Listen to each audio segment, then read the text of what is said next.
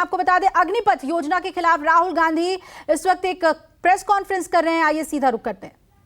12 foot by 12 foot मान लो, बीच में मेज थी, कंप्यूटर था, 3 ईडी के ऑफिसर बैठे थे, एक बाहर खड़ा था और कमरे में बैठा।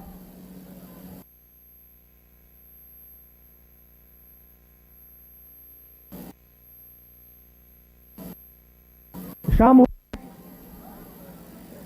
मैं ज्यादा कुर्सी से नहीं हिला,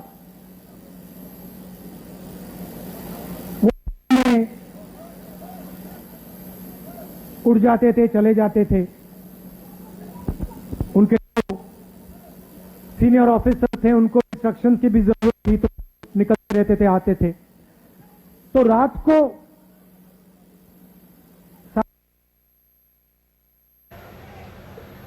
राहुल जी, एक बात आप हमें बताइए, आप यहां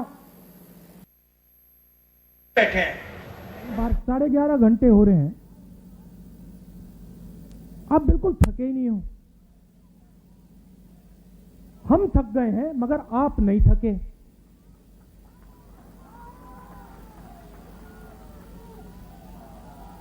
ये उन्होंने पूछा, आपका सीक्रेट क्या है? मैंने सोचा और मैंने कहा कि इनको सच्ची बात नहीं कहता हूं, दूसरी बात कह देता हूं, दूसरा कारण कह देता हूं, मगर मेन बात नहीं कहता हूं।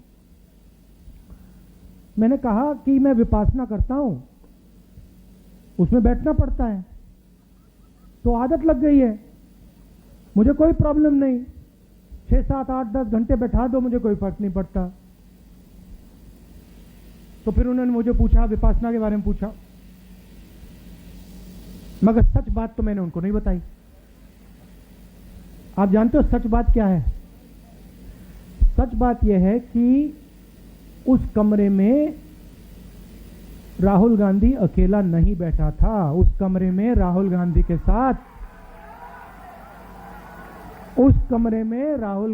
साथ कांग्रेस का हर नेता, हर कार्यकर्ता कमरे में बैठा था। आप एक आदमी को थका सकते हो, मगर आप कांग्रेस पार्टी के करोड़ों कार्यकर्ताओं को, नेताओं को नहीं थका सकते हो।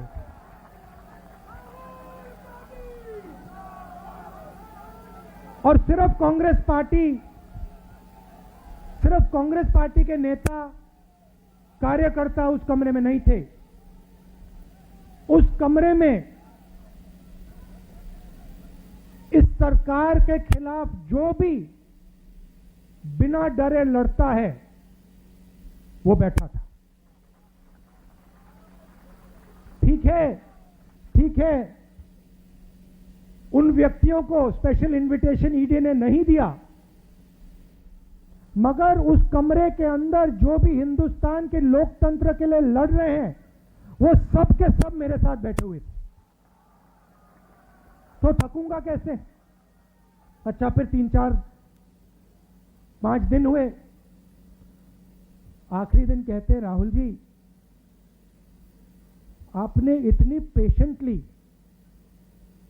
सवाल के जवाब दिए, हर सवाल को आपने सुना, आपने जवाब दिया, फिर आपने चेक किया, तो इतनी पेशेंस आप में से आपको कहां से मिल गई?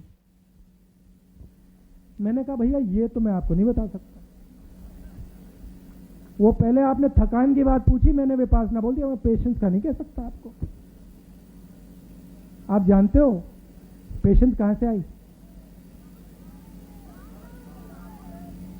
कह देना था, कांग्रेस पार्टी में 2004 से काम कर रहा हूं। पेशेंस नहीं आएगी तो क्या आएगी?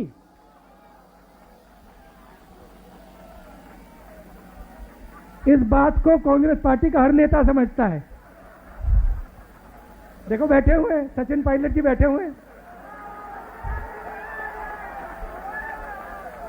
सब बैठे हुए हैं, मैं बैठा हूं।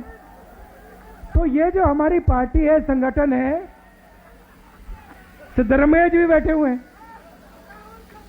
रणदीप, सब बैठे हुए हैं, पेशेंटली बैठे हुए हैं, प्यार से बैठे हुए हैं। तो ये जो हमारी पार्टी है, ये हमें थकने नहीं देती है, और ये हमें रोज पेशेंस सिखाती है, और इसी से हमें स्ट्रेंथ आती है, इसी से हम लड़ते हैं। उधर पेशेंस की कोई जरूरत नहीं, उधर बस हाथ जोड़ दो, मत्था टेक दो, सच्चाई मत बोलो, काम हो जाएगा। तो सबसे पहले मैं आपका धन्यवाद करना चाहता हूं कि आपको लगा होगा कि राहुल गांधी 5 दिन 3-4 ईडी ऑफिसरों के साथ अकेला बैठा है। आप गलतफहमी में हो, आप सब मेरे साथ ईडी ऑफिस में बैठे हुए थे,